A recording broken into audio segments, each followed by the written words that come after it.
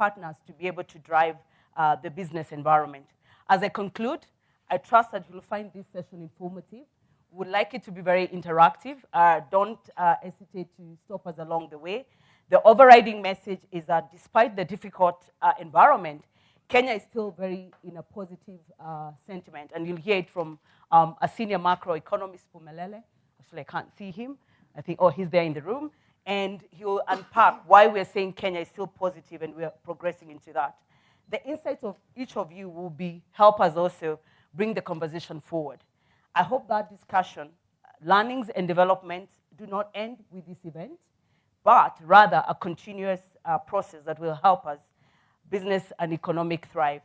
With those few words, I want to take this opportunity to thank you, all of you, taking time this morning to be with us, and karibuni sana, asante.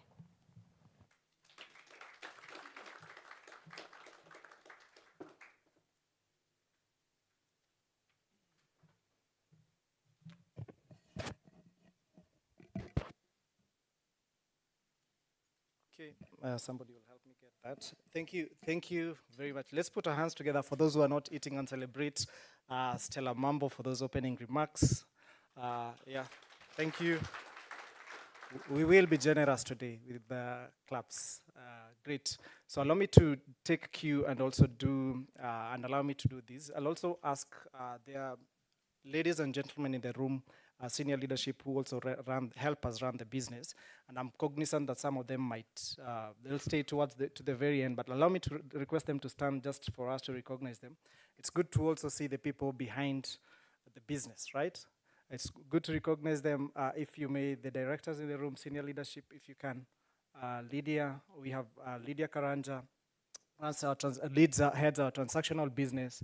We have Nicholas Lucero, who heads our global markets sales business. Yeah, he's at the extreme end, and I want to believe that you'll see them on the screens. We have Wolfgang Omondi, heads our trading business.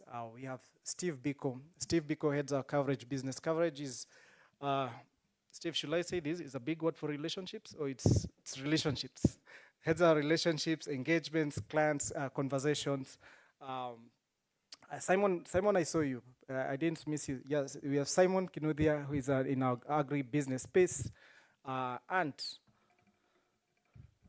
Muihaki, we have a new engine in the cogs of ABSA. Muihaki, marketing, is our marketing director.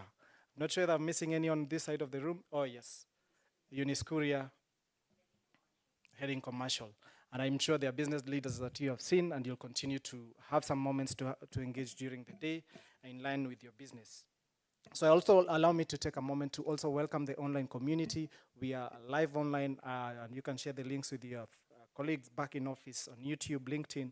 And I also know that we have a Zoom link, which you can find it online, just for them to also get value from the conversations that we are having today. Our hashtags today are invested in your story and ABSA Insights. And we want to believe that these insights will speak to the various, we do believe that every story matters. We do believe that these insights will speak to the various stories which are represented in the room and for some of the colleagues that you are left behind. So to help us unpack on the macros, is a quiet gentleman who drops them hot and heavily. And I want to believe we'll have a moment just to listen in. He has over 20 years experience in the SSA macroeconomic research, 4 of which were in secondment in Nairobi. So he knows quite a bit of the landscape here. He's worked in asset management, first at Alliance Capital Management, and then briefly at Investec Asset Management. Started his career in public policy, that is SA, and then followed by a stint in the macroeconomic modeling unit of the research department of the South African Reserve Bank. You can check its size. So ladies and gentlemen, let's put our hands together and welcome Pumelele Mbio. I hope I've not done injustice to the name, but yes, it's Pumelele Mbio. Ladies and gentlemen, let's put our hands together and welcome him. He unpacks that. Thank you.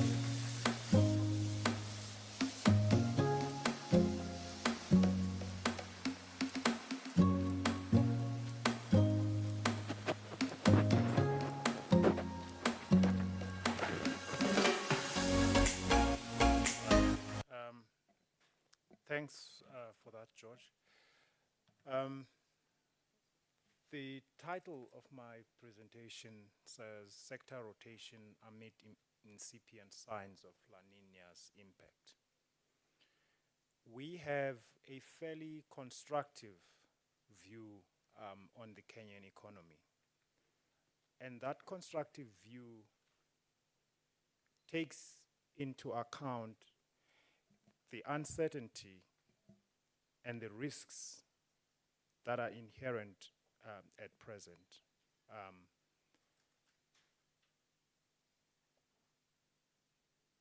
What has been noticeable about the Kenyan economy is that, especially during the course of last year, GDP growth slowed down, especially in the third quarter of last year. What was noticeable about that slowdown was that it was largely driven by agriculture. The agricultural sector slowed down quite significantly leading up to the third quarter.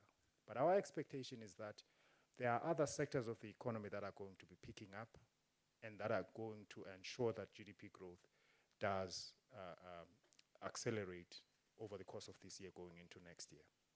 So that's the sector rotation that we're talking about. We are cognizant of the fact that La Nina, which has been characterized as being weak, is going to be at its most intense during the first quarter of this year. That raises some risks to agricultural production. As a consequence of that, that also raises risks with regard to the outlook for inflation. But we remain fairly constructive that that acceleration in inflation is not going to derail the central bank from its easing policy trajectory that they are on at present. This is a summary of our projections for Kenya. Kenya's economy has grown fairly consistently over the last 10, 15 years, growing at about, on average, about 4.95% consistently over that time. We think that there's a very strong likelihood that we are going to approach that this year, and we're going to maintain that over the next 2 to 3 years. We think that inflation, which fell substantially during the course of last year, getting close to the bottom of the 2.5 to 7.5% target range, we think that it is going to accelerate this year, perhaps getting to about 5% by the third quarter of this year, and then remain more or less at that level. In part, we think that, as I said earlier on, the acceleration is being driven by food inflation. Core inflation remains quite low, and we don't think that there's anything in the economy that is going to cause underlying inflation pressures to push inflation significantly higher. As a consequence of that, we expect that the central bank is going to continue to ease the monetary policy stance during the course of this year, taking the central bank rate to 9% by the third quarter of this year, and maintaining that over the course of next year as well. Why are we so confident about GDP growth? George mentioned that I was on secondment here for a 4-year period. Before, during, and after that time, every time I spoke about the Kenyan economy, I always got myself into trouble because I was accused of being overly confident, overly optimistic about the Kenyan economy. And I can tell you right now, it's very hard for me to be convinced when people talk negatively about the macroeconomy, when people talk negatively about the Kenyan economy. I find it very hard to be convinced of the arguments that they make. Why is that? Well, look at the history, as I said. Historically, the Kenyan economy has grown at about 5%. Go back to 2008. You know what happened in 2008 after the elections?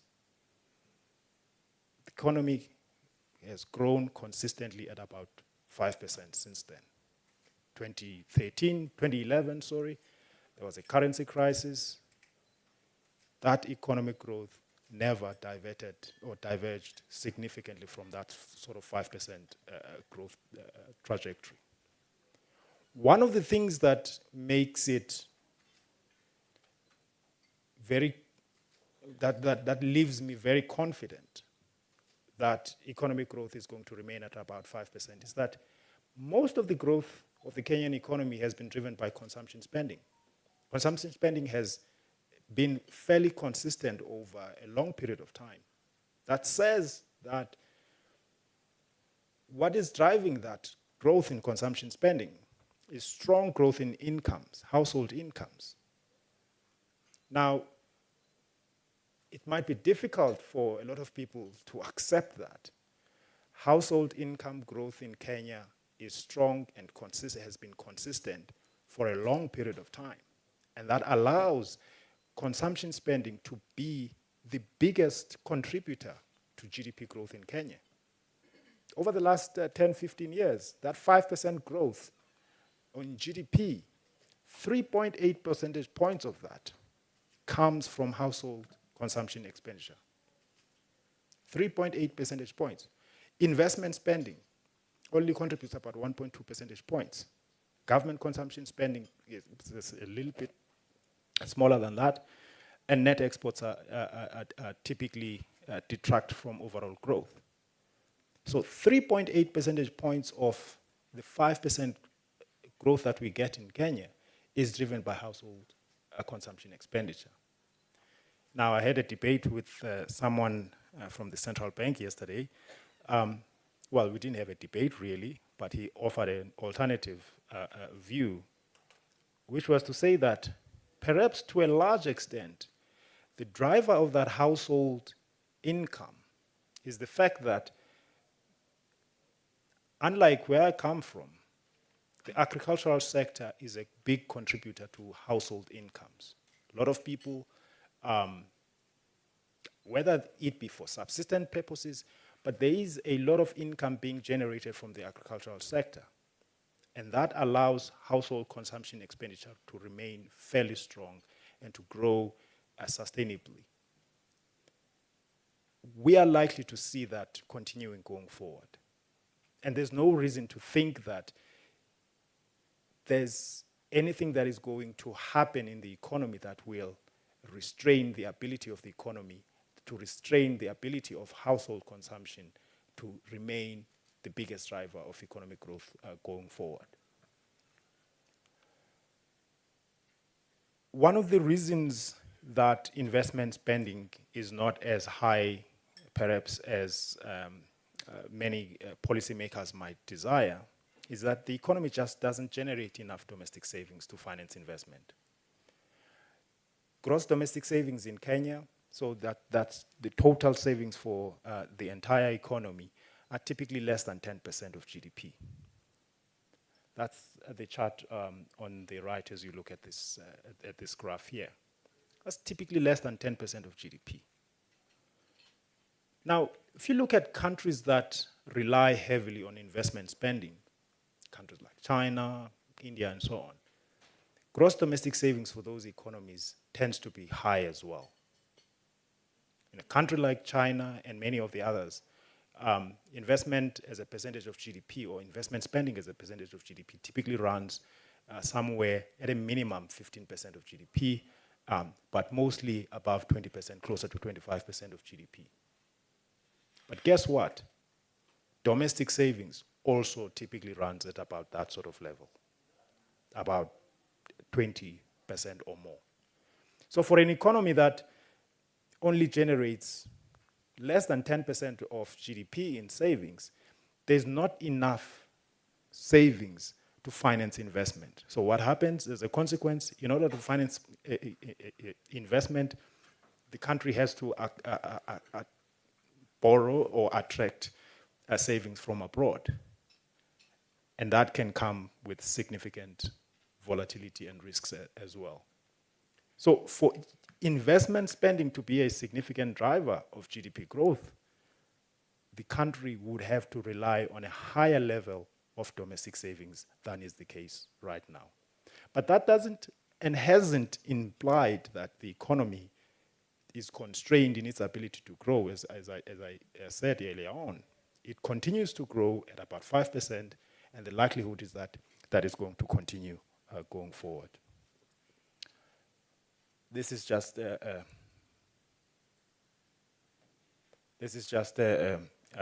illustration of the same point. Now, talking to this sector rotation that I was alluding to earlier on, the contribution of the agricultural sector to GDP growth was unusually high in 2023 and 2024. And it seems as if that is slowing down right now.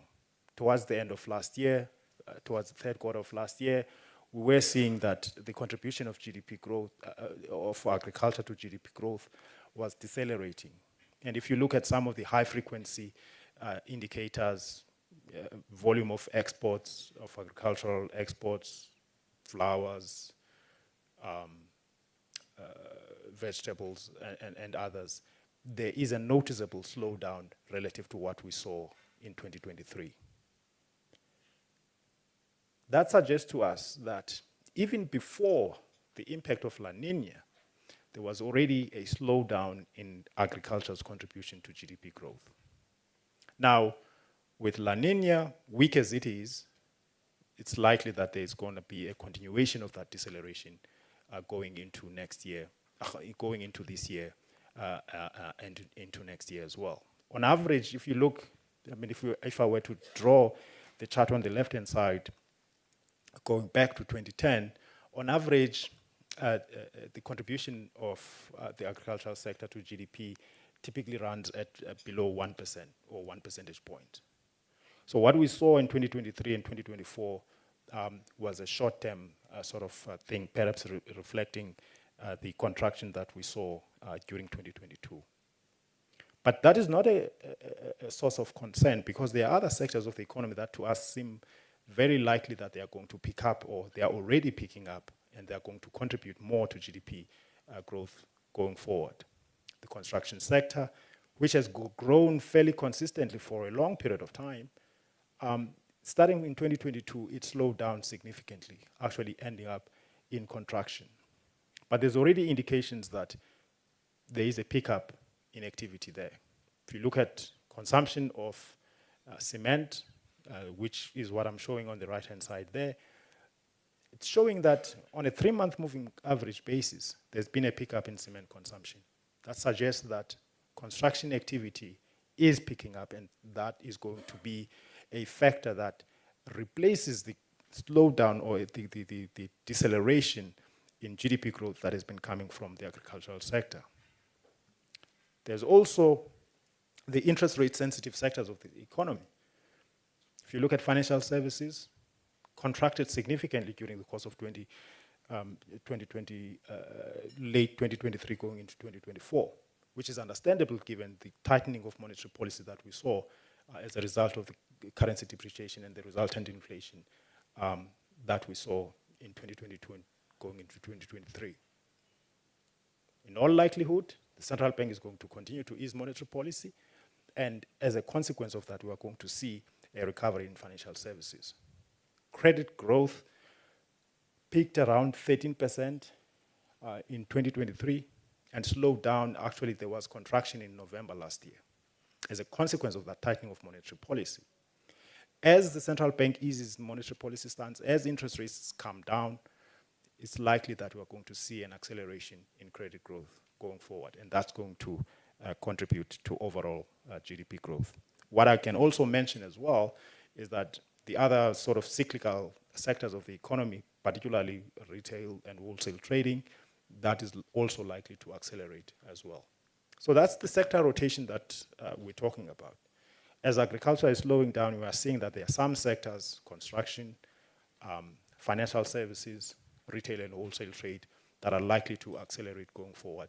And that allows us to generate this forecast that GDP growth is going to remain around 5% going forward. What about monetary policy conduct? It's been fairly clear for quite some time now that there are no underlying inflation pressures in the economy. What do I mean by that? Typically, when inflation is caused by one-off factors, there's no follow-through.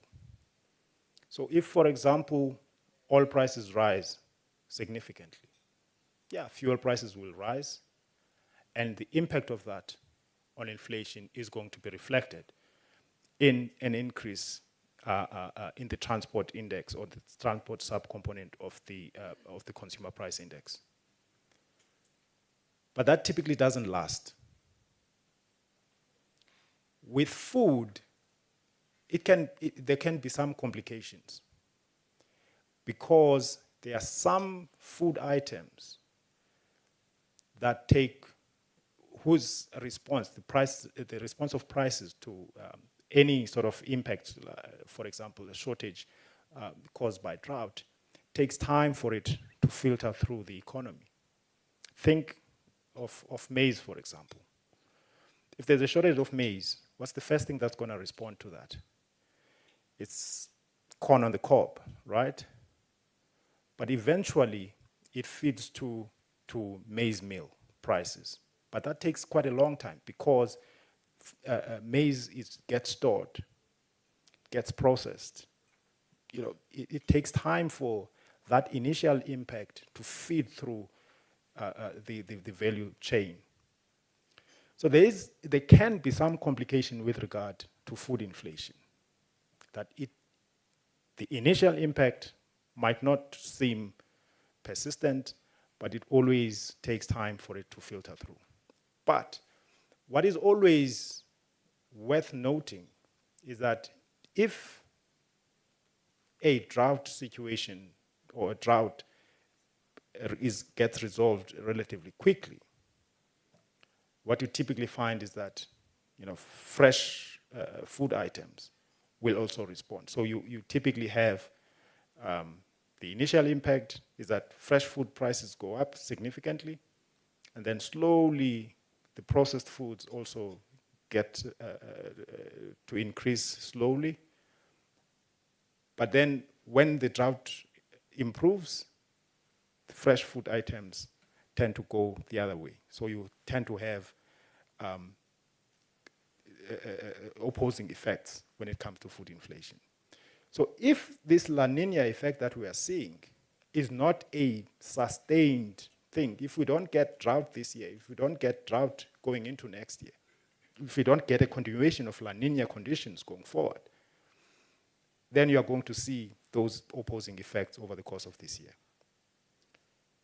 I'm not a meteorologist, I don't know anything about meteorology, but given what we know now, it seems likely that there isn't going to be a deterioration of weather conditions, which suggests that even though we are seeing this upside pressure on food inflation now, in all likelihood, it's not going to be sustained.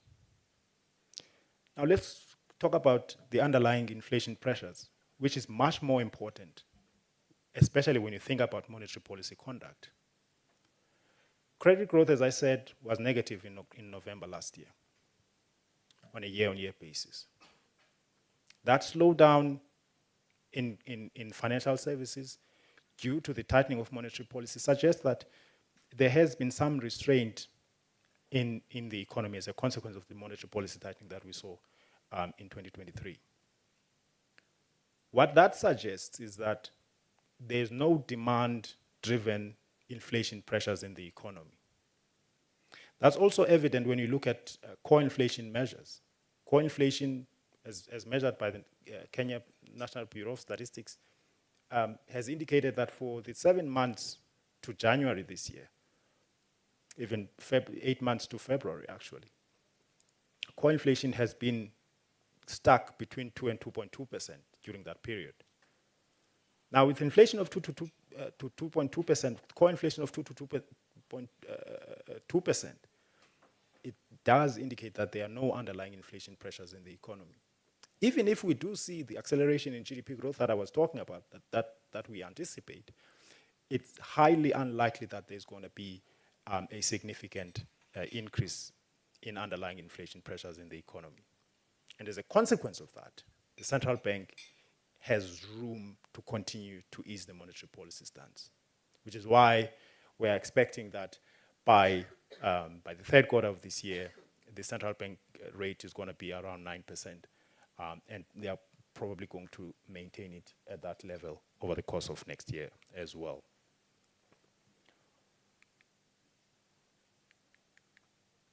Okay, why is it not? What about the currency? Well,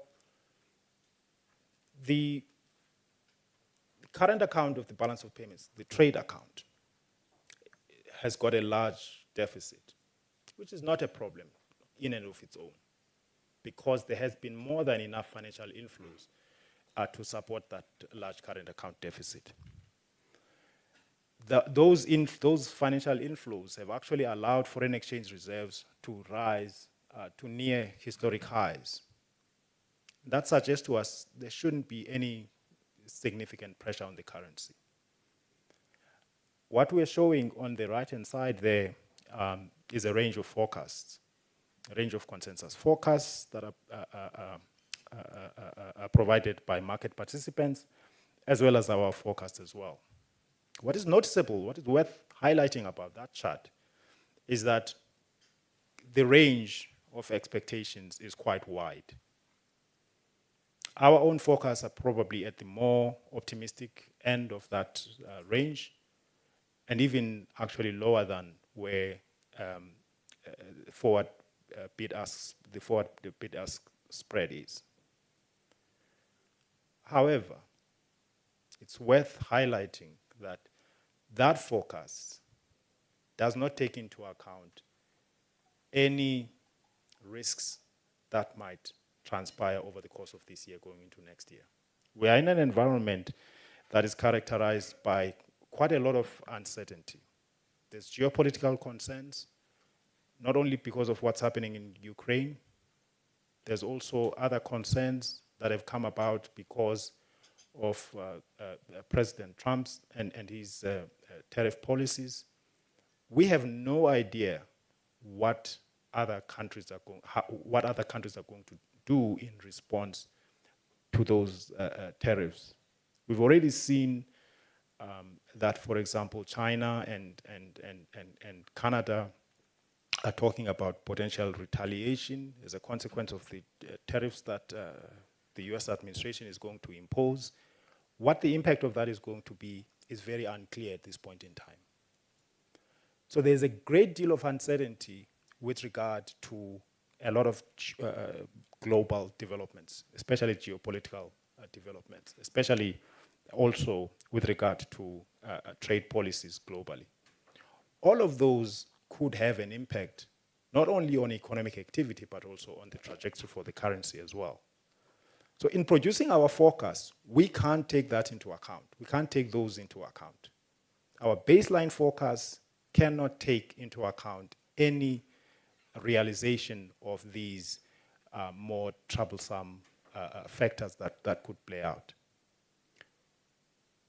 So it is worthwhile highlighting again that there is a range of forecasts out there that is fairly wide. Our own expectations, based on our own assessment of conditions in the economy here, is that the currency is not going to be under significant pressure going forward. There's enough financial inflows coming in.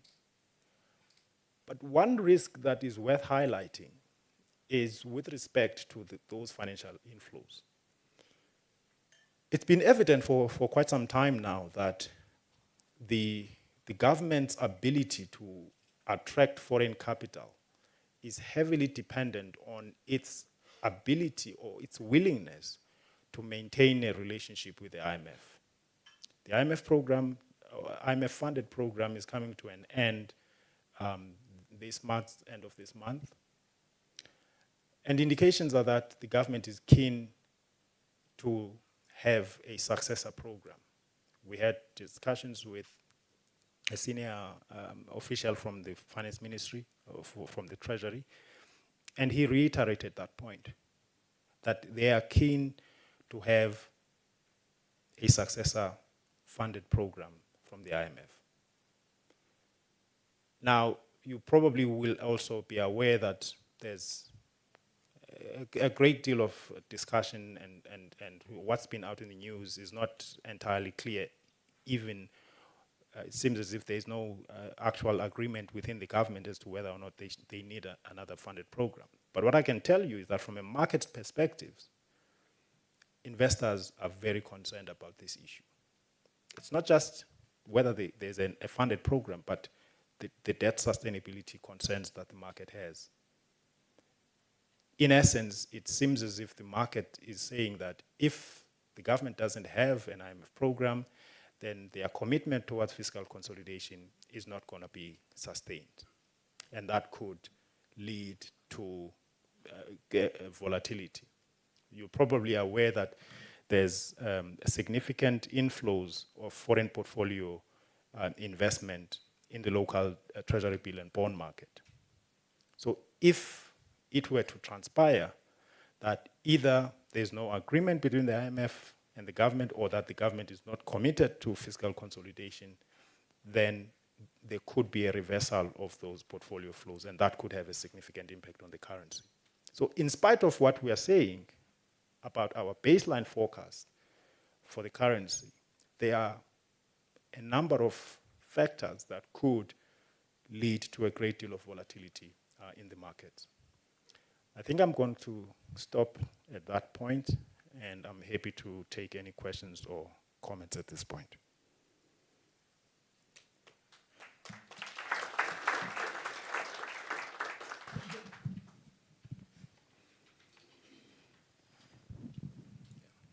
Yes.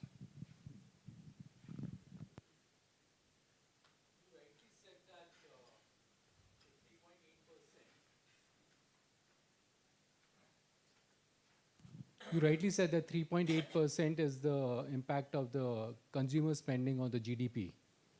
Now, over the last 2 years, we are seeing that the taxation has gone from an average of 30 to 36%. What are your thoughts on that? Right. I knew that this was this was coming. I'll make a broader point about taxation first.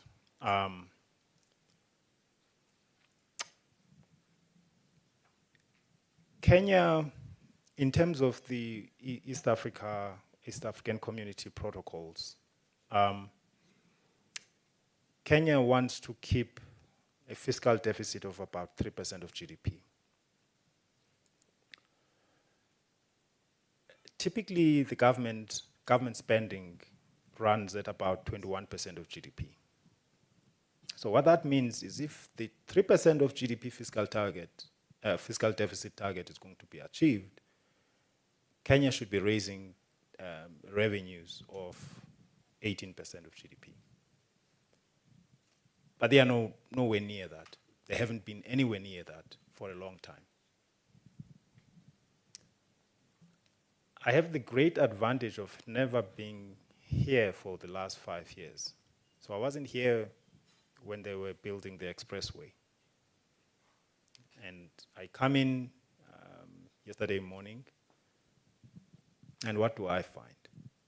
And I ask myself, if you've got infrastructure like this, what is the tax rate, or the tax as a percentage of GDP?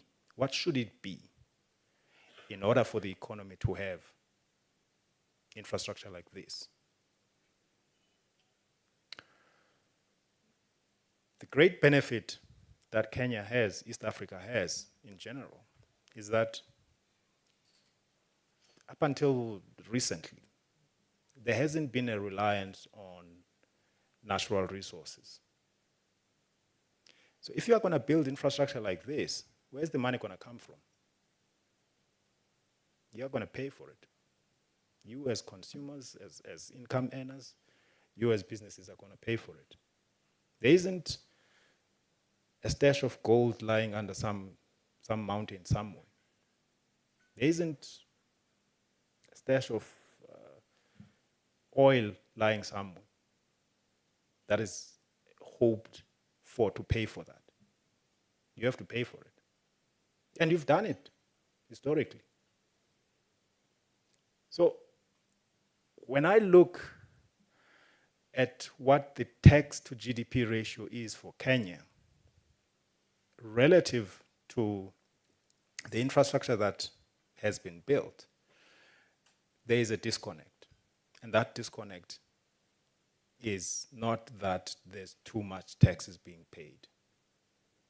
So it seems reasonable to me to expect that going forward, there is going to have to be an increase in the tax to GDP ratio to match the ambitions that as a nation, as a country, you have, to match the infrastructure that you're building.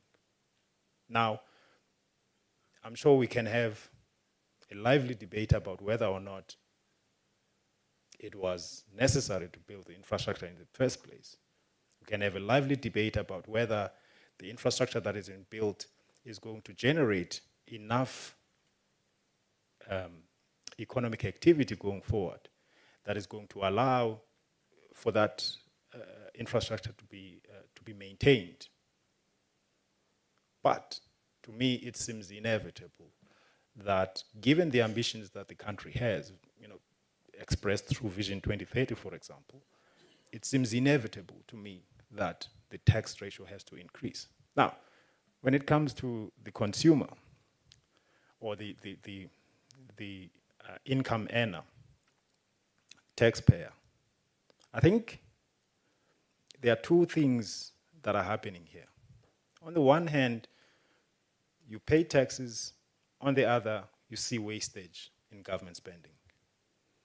I think there's greater anger and disappointment with regard to spending than there is with regard to income or taxation. So when I hear this, this is not, you're not the first one to say this. Every time, this is not the first time I'm hearing these complaints about taxation in Kenya. But I think that there is a disconnect between the spending side of the government as well as the tax generation side. If there was any hope that the infrastructure that is being built is going to assist in income generation, then there wouldn't be as much unhappiness as there is about taxes. But I think part of the frustration that I hear is that there isn't that confidence that the infrastructure that has been built is actually going to help in income generation. I mean, your business leaders here, if I were to ask you over the last 5 years, since the expressway has been built, since all the infrastructure, especially the transportation infrastructure has been built, the standard gauge railway and so on, has there been an improvement in your cost structure? Has there been an improvement in productivity as a consequence of this infrastructure that has been built? My guess is that the majority would not raise their hands if I were to ask all those who have seen an improvement to raise their hands. And that's part of the frustration that I think is being expressed here, which is why when I hear that, I always I've come to the point where I've come to appreciate that there is frustration with regard to taxes. There's frustration with regard to spending. It's the efficiency of spending that people are most frustrated about, and not tax collection. And also, I mean, efficiency of tax collection as well. You might be sitting next to somebody who doesn't pay their fair share. And that is frustrating as well. It's not that you're being overtaxed, but the guy sitting next to you is not paying their fair share, and that's frustrating.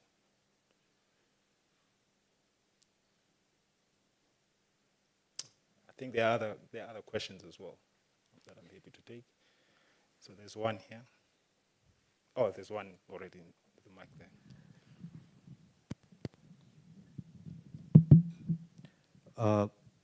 Okay, just to add on to what he has said, but I've got a few points on that. Now, there's something you mentioned about the liquidity in terms of there's enough foreign reserve and all that, dollars. However, I don't know, this whole thing is working it's very opaque, yeah? We can't lay our finger on it that yes, that's the case. Reason being, we all know Kenya is a net importer, okay? We've seen what's happened with tourism at the moment, with the fees, park fees and all those just skyrocketing. Lots of tourists have diverted, instead of coming to Masai Mara, now their preference is Serengeti. So we're losing out there. When we look at the budget, the current budget that's being proposed, 4.2 trillion, is it? How much is there for development? Some mere 700 billion. Chunk of it is recurrent expenditure. So going by that, somewhere our analysis that we've done, it's not making sense. To me, it's not 1 + 1 = 2. That looks more like 1 + 1 = 3, which doesn't make sense. There's nothing about you. It's just the information, the data that we are getting. We don't know the source of the data. I can be seated on that table and I put my own figures. We've done that with IMF before. Yeah? When we were cornered, we said, oh, it was a typo error. Third, there is this trend that we've all seen. This is a fact. Inflation has been going up. Though we're told inflation has come down, inflation is measured not on the paper. It's measured on what you feel on the ground. Every other commodity, the prices have been increasing. Taxes have been going up. Net liquidity per household has been going down. So the less you spend, where does the government collect the revenue from? So that deficit in revenue collection is all due to that. And then we've got, you mentioned something very important, Vision 2030. Those guys are genius, you know. They're getting paid for a vision. I wish we could all be getting paid for a dream week, something we dream at night. And another thing that's a real big hindrance here in our country is there's no fair trade. Let's be honest about it. When we import something, there is the tariff classification. But then when this is something, I don't know, I could be wrong, but I've experienced this, that the HS code for a certain commodity is, say, under Chapter 72, for example, and you've been importing based on that. Every other country uses that. And then we find a clever officer on the ground who says, no, the classification is wrong. It's supposed to be this. And you ask why. Now, when you look at the duty that you're supposed to pay, it's 35%, and the other one is 25%. But then the 25 has been shifted. You know, Kenya has asked for stay of extension and blah, blah, blah. So you have to pay based on metric tons. So they're going, just to collect that little bit more, somebody changes it. Lots of taxpayers have challenged these things in the Tax Appeals Tribunal as well. KRA has been losing these cases. There have been. But isn't that wastage? You know you're doing something that's not right. It's going to be challenged. You're going to lose.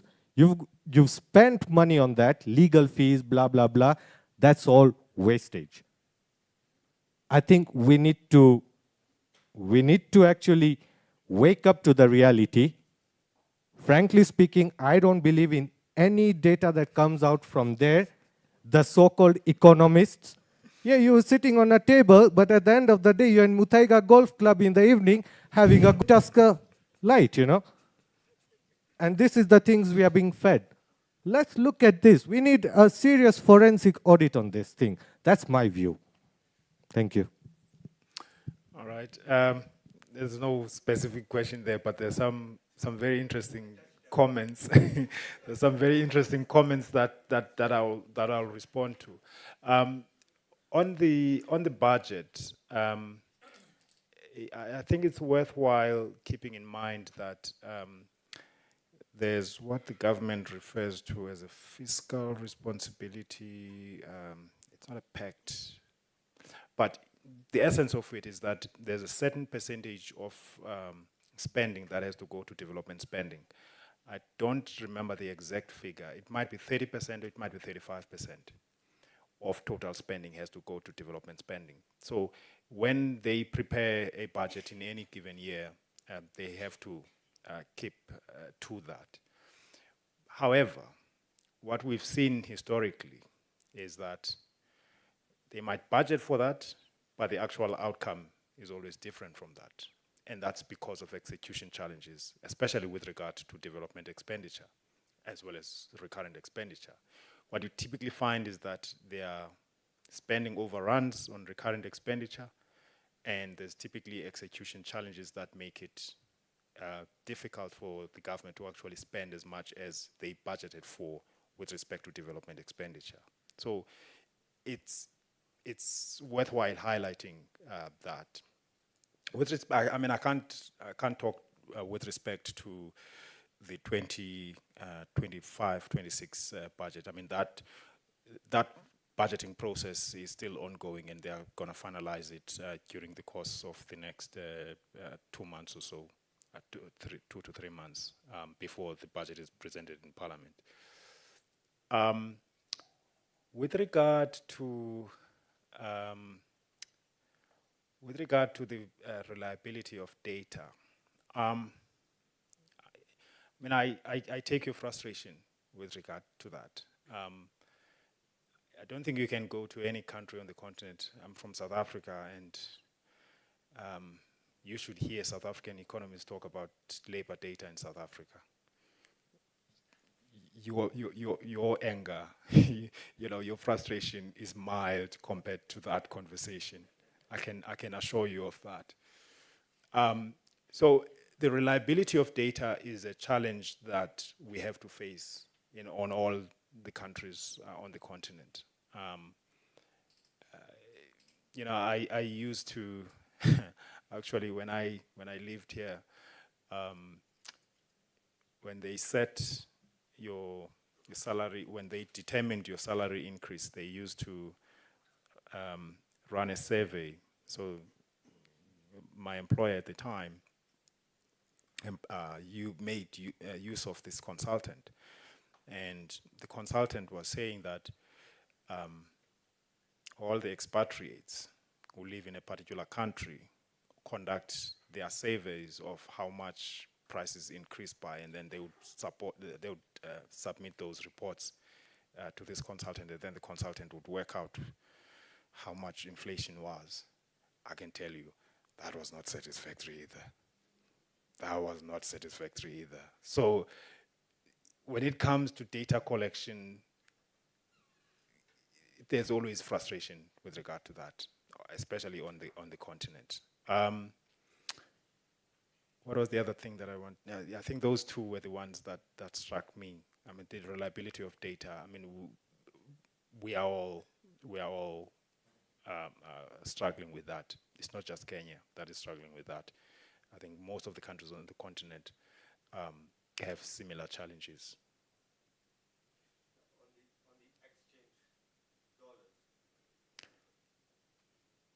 The dollars, I touched on that in the beginning. Yeah. That we are a net importer.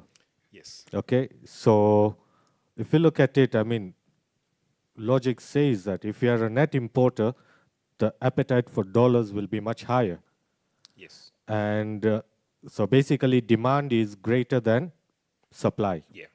So I don't know, maybe you could just So there's something you might be knowing that I don't see that dollar will actually hold stable, yeah, and even in terms of the liquidity. yeah. So I mean, with regard to liquidity, I think there's going to be a discussion later on with regard to solutions that the team will talk to. But it's always worthwhile taking into account when you think about dollar supply. It's always worthwhile taking into account that it's not just the trade balance that matters for determining the currency. There's also financial flows. I mean, the reason why I dwelt a bit on the low savings rate that the Kenyan economy has is that a low savings rate with a desire to invest at a high level implies that the country has to attract foreign financial flows. Anything that constrains those financial flows relative to the trade balance, as you put it, creates problems. It's not the trade deficit in and of itself that creates problems. It's a trade deficit combined with an inability to attract foreign capital flows, which is why in my discussion I dwelt on the importance of this IMF-funded program continuing.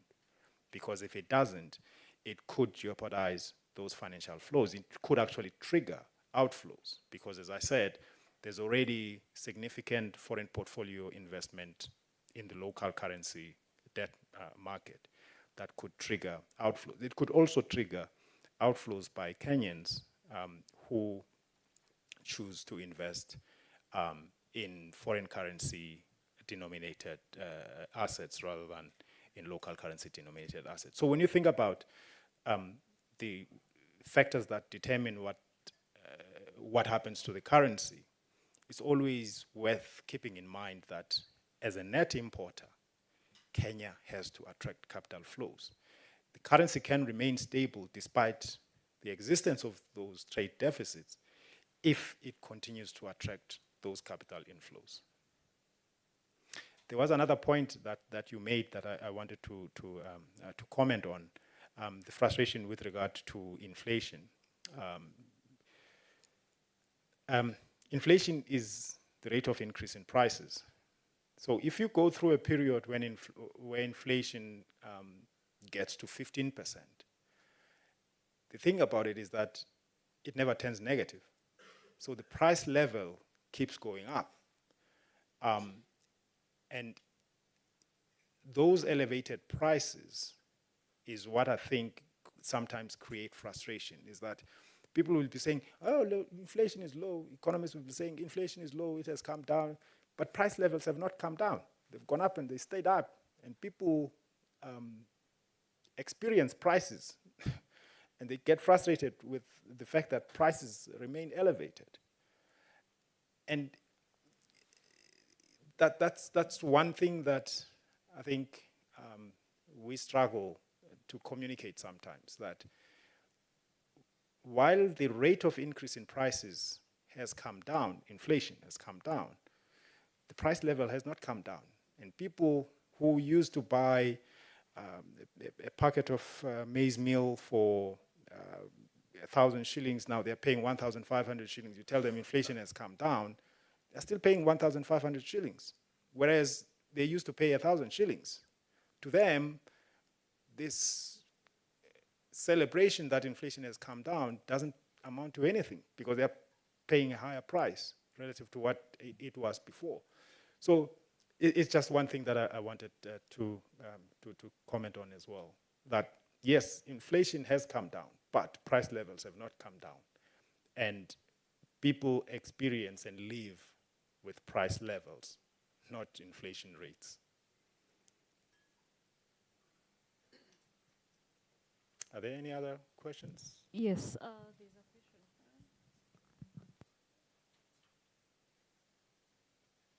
I don't think it's working. Oh, you can hear me. All right. Thank you so much for your presentation this morning. My question, if you can comment further on savings, whereby you mentioned that Kenya is at below 5% of GDP, and in comparison to countries like China who are at 15%. How can we bridge that gap? And the other thing is on, it seems like private sector is pulling all the weight, and government is definitely on the negative. This room is largely private sector. Yeah. So how can we do that better? And then also just looking at the chart, the graph that you presented on the same, there are years that it appears to be better. Like 2009, it's about 7%. 2017 is like 1%. Why would there be such a discrepancy in a period like that?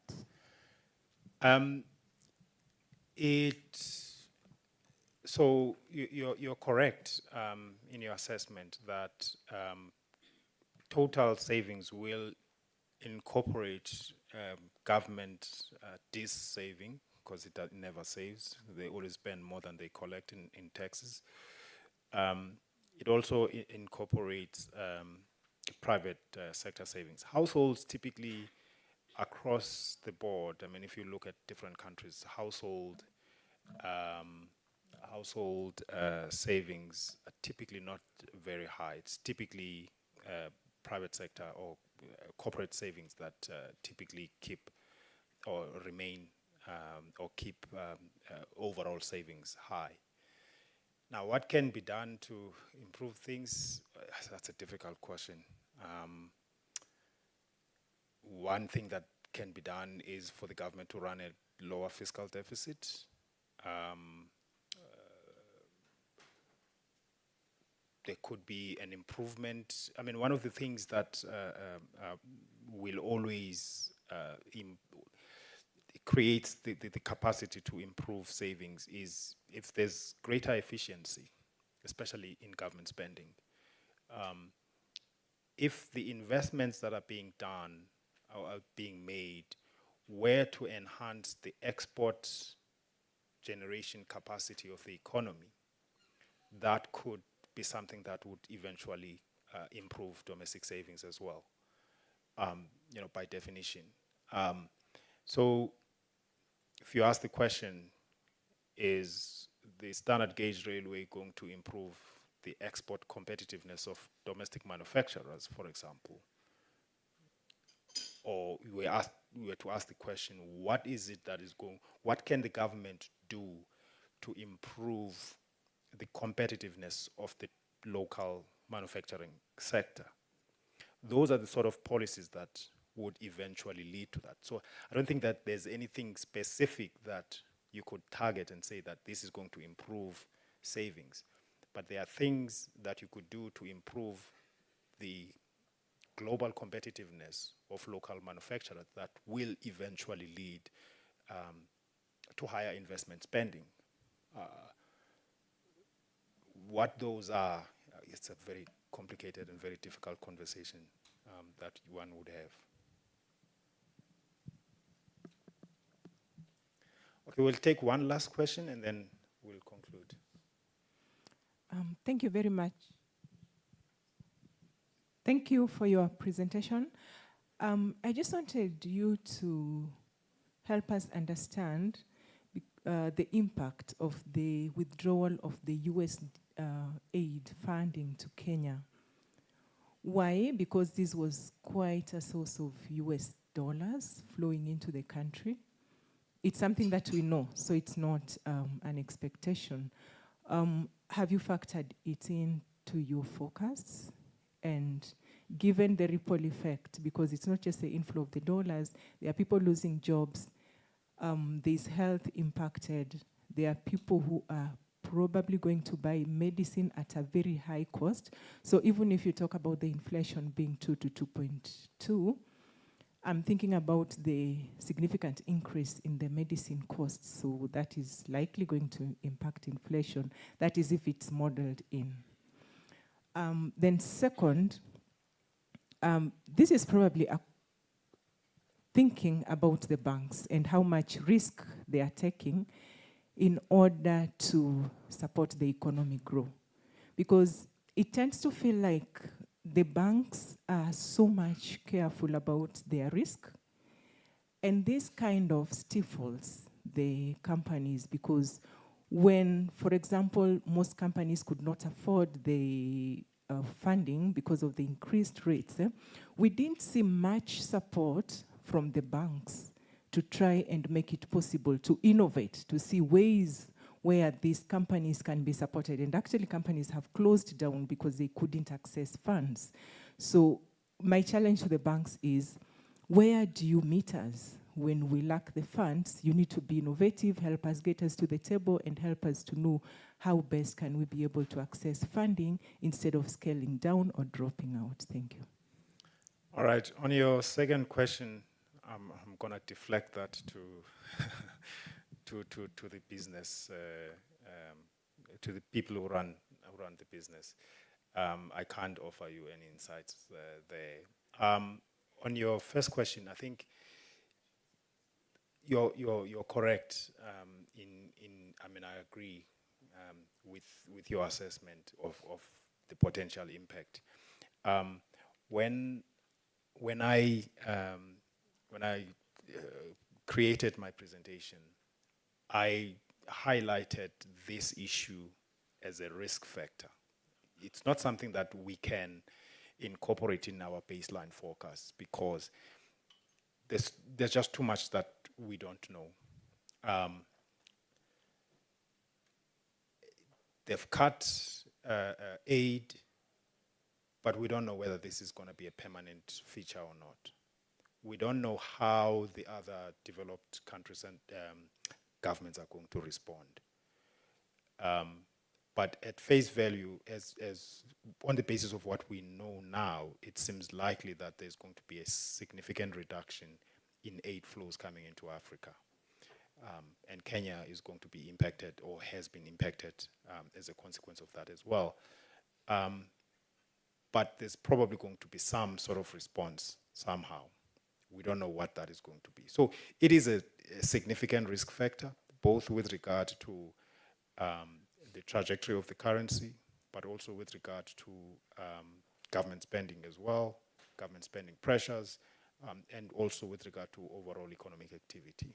It is something that we cannot factor in our baseline forecast, unfortunately. We can highlight it as a risk. We note it. We will be keeping track of what is happening there to get a sense of what the potential impact is going to be on the economy and on financial markets. But we can't incorporate it in our baseline forecasts. All right, thank you very much, ladies and gentlemen.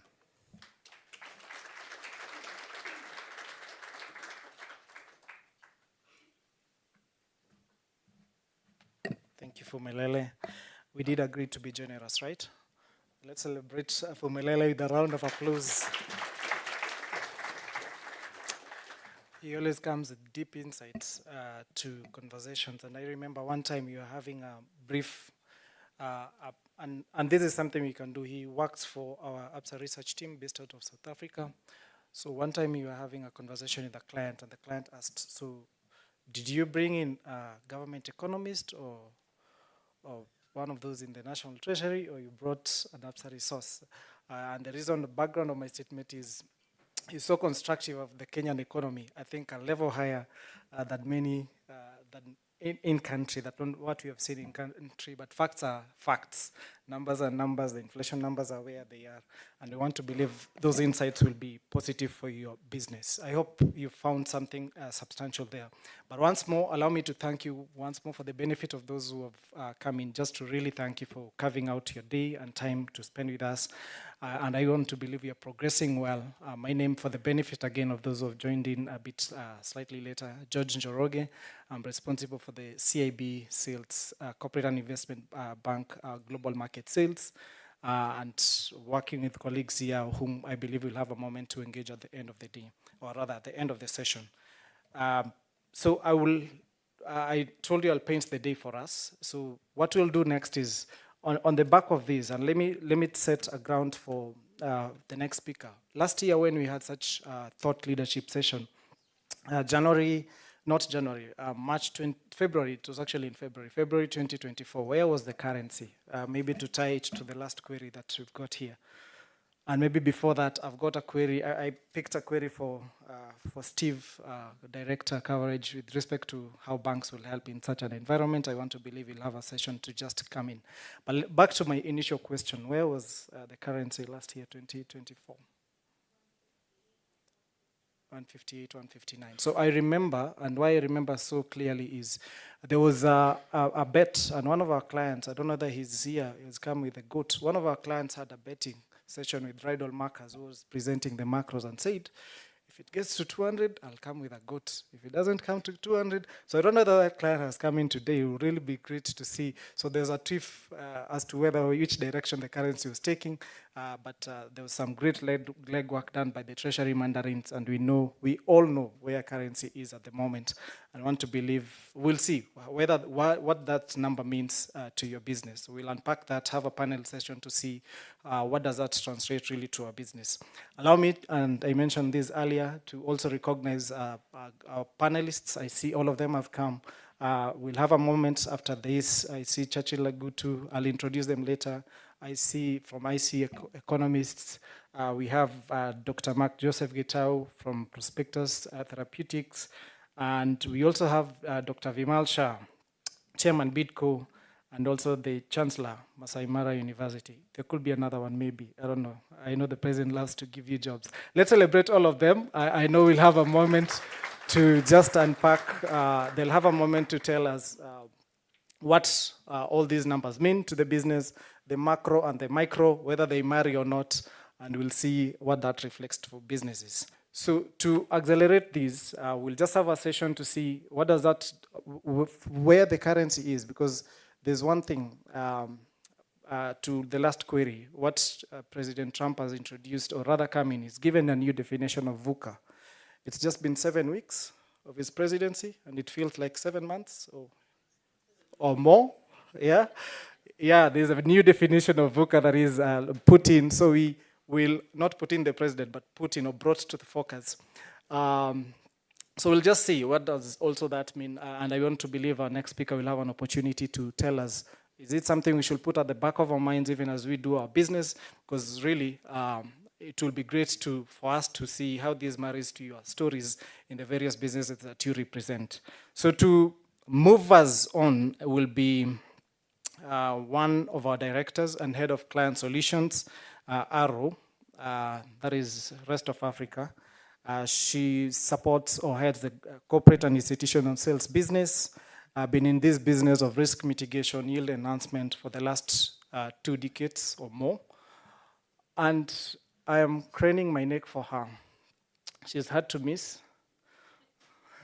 Oh yeah, but I hear her smile at the back of the pillar. So ladies and gentlemen, let's put our hands together and welcome William Africa just to unpack this further for us. Thank you. Good morning, ladies and gentlemen. 2 decades.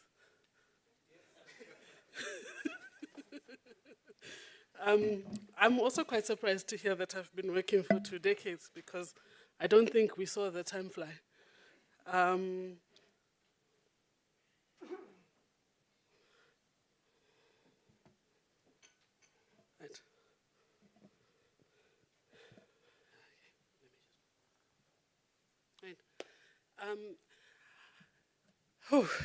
So my name is Voyom Africa. I head our derivatives structuring business. Our business has 4 pillars. I always speak to the 4 pillars that our business operates under. The first, and this is our bread and butter, is risk management. The second is yield enhancement. The third is secured financing. And the final pillar is digital trading. Given who we have seated in this audience today, we are going to be honing in on the risk management side of our business. But it is not to say that when having one-on-one discussions with the client, with yourselves, that we would not bring in any of the other relevant parts of our business as we solution you.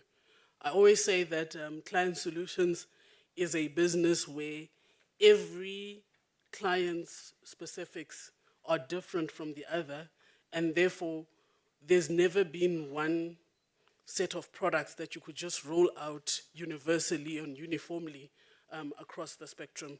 And this is the kind of product suite where you always need a constant engagement with your clients. If you could click to the third slide, please, controller. Thank you. I'm zoning in on the foreign exchange part of risk management, and doing so very conscious that our audience here today are importers, and therefore they earn shilling revenue and they have a dollar cost base, or a large component of their cost base is dollarized. Therefore, to formulate a strategy around how you buy your dollars against the shilling you've earned is of key importance. Now, when we look at our product suite for foreign exchange, you would divide it into, call it 4 quadrants. And I'll spend time on all 4, in terms of the products that I'm going to touch. What I don't believe is in the quadrants, but remains very important to be part of the solutioning set for any importer, is spot FX. You always need to leave room for spot. You always need to leave room to buy your currency in the spot market, especially if there is stability in the market and there is sufficient liquidity in the market for you to buy your dollars in the spot market. That said, there is always also a need to then layer your spot purchases with an element of risk management. Which tools you use and what proportion of those tools you employ should then be dictated to you by both your organization's view on risk management together with the market fundamentals that are impacting you at the time of taking your decisions. So if I look at where we are now, relative to where we were last year, relative to where we were at the end of COVID, we are in a situation where liquidity is no longer our greatest challenge. There has been a relative amount of stability in the currency market. There is, and by stability I mean from a rate perspective. And there is a bias, somewhat, in my view, that there could be an improvement of the currency, or at least that this position, which I believe is favorable, holds a little bit longer. I say this fully cognizant of the risk factors that Pumelele pointed out to us in the last bit of his presentation. And it's because of those risk factors that you have to employ some kind of risk management strategy. One, and firstly, are forwards. Forwards are locking in certainty type of products. 2 are options. They give you some flexibility. And then 3 are the bespoke structures, where you use a combination of forwards and options to give you a desired outcomes. And then I think lastly in the quadrant, which I want to spend a little bit more time on today, is the long-dated currency hedging. So our presentation or our journey this morning is in 2 parts. Part 1 is on the first 3 quadrants, forwards, options, and reduced premium strategies. That part is really, in my mind, for the short-term hedging. It's for when you are hedging dollar purchases that are part of your operational flows. And then the last section, which is cross-currency swap, is longer-term hedging. And there, I believe that that is when you use foreign exchange hedging tools for the financing and investing part of your cash flows. If we could move then, 2 slides again. Thank you. I'll start with forward exchange contracts, and despite being a structurer for 2 decades, I still like foreign exchange forwards. And I like foreign exchange forwards because I think they're the basis of a lot of what we do in the FX hedging tool, but also I think they speak to my heart, which is the heart of an accountant, in terms of how I tend to think about them. And in my client interactions, I've always said, I think about forward exchange contracts in the same wavelength that I think about overdraft. For me, the evaluation of whether or not to use a foreign exchange product is what would the economics have been had I used my own balance sheet, my overdraft facility, and my deposit facilities with the bank to generate the same outcome. So allow me a moment. If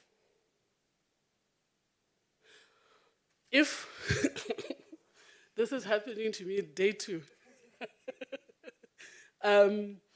if I had to purchase foreign exchange in 3 months' time, or if I knew that I need foreign exchange in 3 months' time, and I'm not a bank, I'm a corporate, I wanted to generate a forward exchange contract, what I would do is I would go and tap into my shilling overdraft and I'd borrow $1 million worth of shilling. So 129 million shilling. That means that I would be liable to pay 3 months worth of overdraft interest. I would use that overdraft that I drew today. I'd go into the spot market and I'd buy dollars. And I'd take those dollars and I'd place them in a dollar deposit and earn some kind of dollar depot. So that in 3 months' time, when my obligation is due, I'd pick up my dollars from the deposit account, I'd go sell my product, and from the proceeds of selling my product, which I've sold in shilling, I would then go and repay my shilling overdraft. That's an FEC in a nutshell.